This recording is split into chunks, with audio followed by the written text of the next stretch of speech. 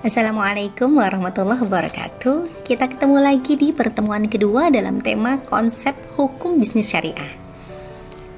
Meskipun cuacanya sedang mungkin panas atau matanya sudah lelah menatap monitor, anggap saja suara saya adalah salah satu penyiar radio ataupun influencer kesukaan kalian ya. Oke, kita ke definisi hukum bisnis syariah. Tentu saja terdiri dari tiga kata, hukum, bisnis, dan syariah. Menurut Kamus Besar Bahasa Indonesia, hukum adalah peraturan atau adat yang secara resmi dianggap mengikat dan dikukuhkan oleh penguasa, dalam hal ini pemerintah. Sedangkan bisnis adalah segala usaha komersil dalam dunia perdagangan untuk memenuhi kebutuhan hidup manusia, baik berupa aktivitas produksi, distribusi, konsumsi, dan perdagangan berupa barang maupun jasa. Yang dinamakan usaha komersil tentu saja berniat untuk mencari keuntungan. Sedangkan syariah adalah segala aturan yang sudah Allah tetapkan untuk mengatur kehidupan manusia di dunia, baik akidah, ibadah, dan akhlak. Dalam hal etika bisnis juga termasuk persoalan syariah, khususnya ada di bidang akhlak. Jadi hukum bisnis syariah secara keseluruhan adalah peraturan dan ketentuan hukum yang berkaitan dengan praktis bisnis secara syariah atau sesuai syariat Islam untuk mewujudkan kesejahteraan dan kemaslahatan umat manusia. Dengan kata lain, bisa dikatakan juga hukum bisnis syariah adalah kumpulan peraturan yang berkaitan dalam jual beli, perdagangan, dan perniagaan, khususnya di Indonesia ya yang kita bahas, baik dalam bentuk undang-undang, perundang-undangan Bank Indonesia, ada fatwa Dewan Syariah Nasional, dan peraturan yang bersumber dari doktrin fikih Quran hadis. Kita akan bicara tentang subjek hukum. Subjek hukum adalah perbuatan manusia yang dituntut oleh Allah berdasarkan ketentuan syara'. Agar manusia dapat mengadakan bisnis secara sah, maka harus memenuhi dua syarat, yaitu kecakapan atau ahliyah dan kewenangan atau wilayah bertindak di depan hukum. Ya, kita garis besar, kita bikin bagan, jadi harus memenuhi dua persyaratan, yaitu memiliki kewenangan dan kecakapan. Kewenangan nanti terbagi menjadi dua, asliyah dan niyabah. Kecakapan menjadi ujub dan ada. Nanti terbagi lagi menjadi nakiswah dan kamilah masing-masing, sedangkan untuk kewenangan ada ijabariyah dan ikhtiariyah. Keterangannya sebagai berikut. Jadi kecakapan atau ahliyah meliputi, tadi sudah kita bicarakan, wujub, artinya wajib ada, yaitu kecakapan seseorang untuk menerima hukum. Maksudnya kemampuan memikul kewajiban dan menerima hak. Ada dua, wujub nakisoh dan wujub kamilah. Wujub nakisoh artinya dia belum mampu menerima hukum secara sempurna. Nah, berlaku untuk calon bayi dalam kandungan.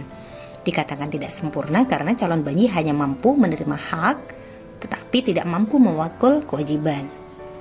Contohnya kecakapan menerima hak kebedaan berupa warisan. Sedangkan wujub kamilah, kecakapan menerima hukum secara sempurna, berlaku bagi subjek hukum sejak dilahirkan hingga meninggal dunia.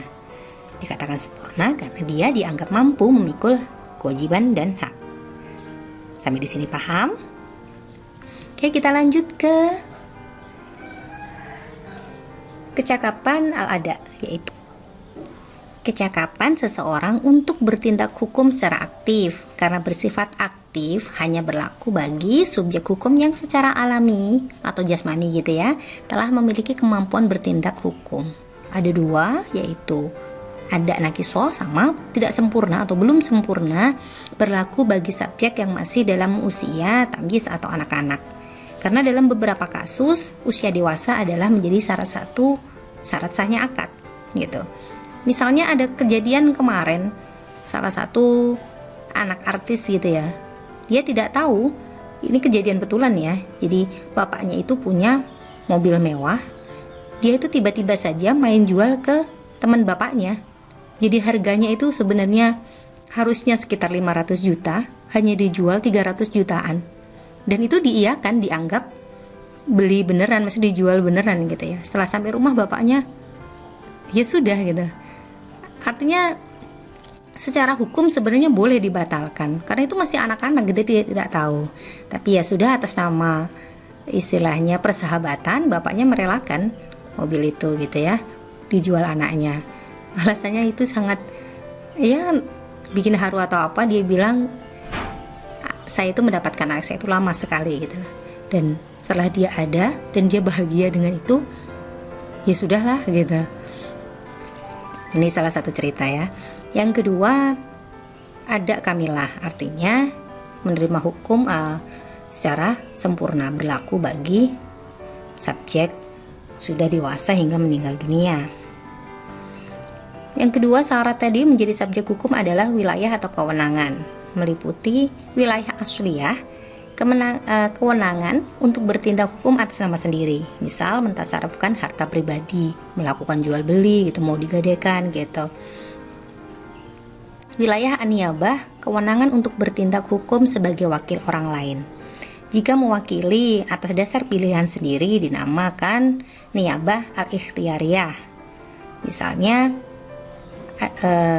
salah satu kerabat kita tidak mampu membayar hutang, maka kayak seperti akad kafalah, kitalah yang menanggung hutangnya.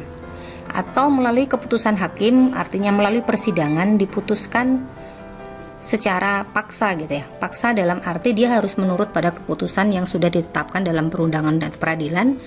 Misalnya seseorang yang melakukan wan prestasi, maka dia dituntut untuk membayar sejumlah ganti rugi, mungkin berupa materi atau non materi.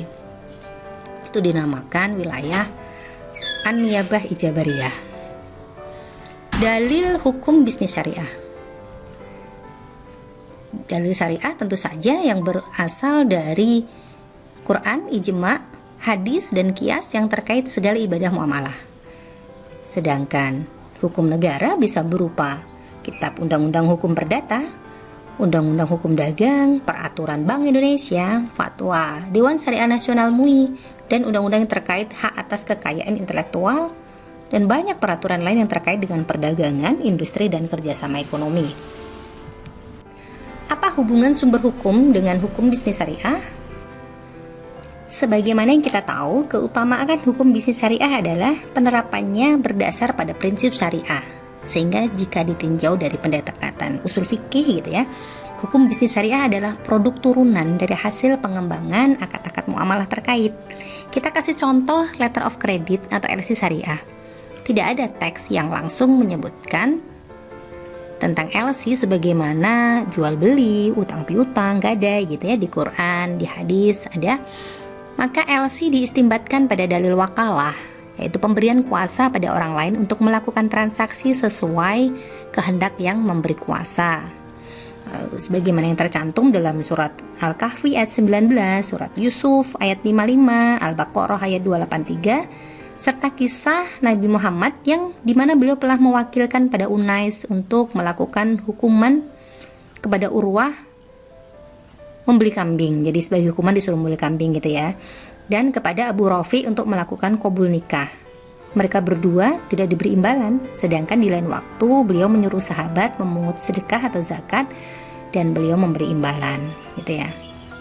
Jadi ini contoh-contohnya, artinya diistimbatkan pada kisah atau dalil yang sejenis gitu.